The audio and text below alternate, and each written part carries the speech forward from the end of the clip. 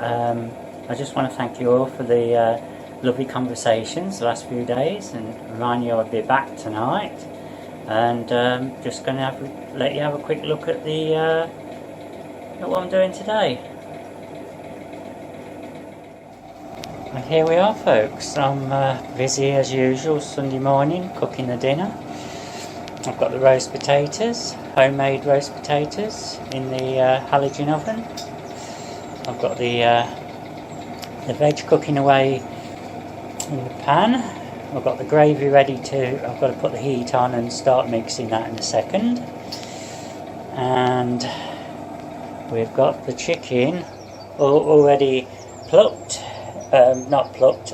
Picked, and that's all ready for Mum and I, and a little bit left over for tomorrow. Look at it, it's all a bit of a mess in the kitchen, but you know, there's a lot going on, can't expect miracles.